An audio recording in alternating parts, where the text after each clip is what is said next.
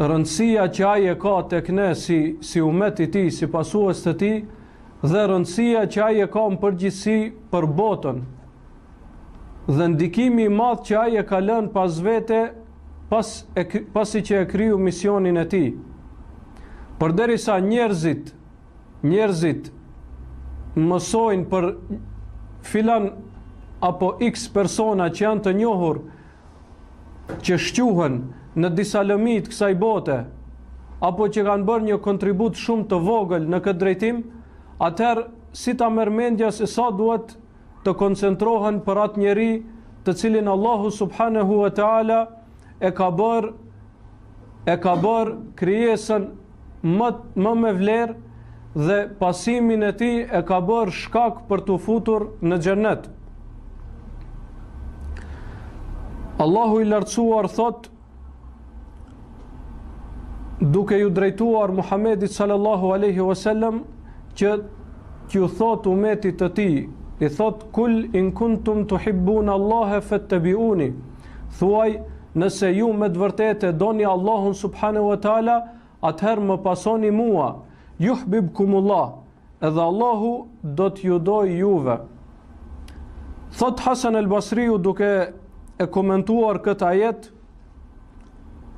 thot: shumë për njerëzve pretendonin se e duan Allahun e lartësuar, mirë po Allahu i sprovoi me këtë ajet. Shumë për njerëzve pretendojnë pra se besojnë në Allahun subhanahu wa taala dhe duan Allahun subhanahu wa taala, mirë po kur vjen të i dërguari i tij, të cilin ai e dërgoi për njerëzimin, qafirat e mohojnë dhe ofendojnë, kurse shumë prej atyre që janë musliman, spari nuk e njohën sunetin e tij, dhe dyta nuk e praktikojnë. Dhe ajo që është më e keqja, pos kësaj që nuk e njohën dhe nuk e ditën sunetin e Muhamedit sallallahu alaihi wasallam, po ashtu i armiqsuan ata që mundohen sadopak ta praktikojnë sunetin e tij. Po e shohëm se fjala e Hasan el-Basriut, që thot se Allah i sprovoi njerëzit me këtë ajet, po e shohëm pra në mënyrë praktike në jetën tonë. Dhe me të vërtet shumë prej njerëzve pretendojnë se besojnë në Allahun e lartësuar dhe duan atë, mirë po nuk ju intereson se pse i ka krijuar Allahu i lartësuar. Nuk ju intereson që ta njohin atë të cilën ai e ka dërguar për njerëzimin. Nuk ju intereson që ta pasojnë atë me të cilën ai ka ardhur.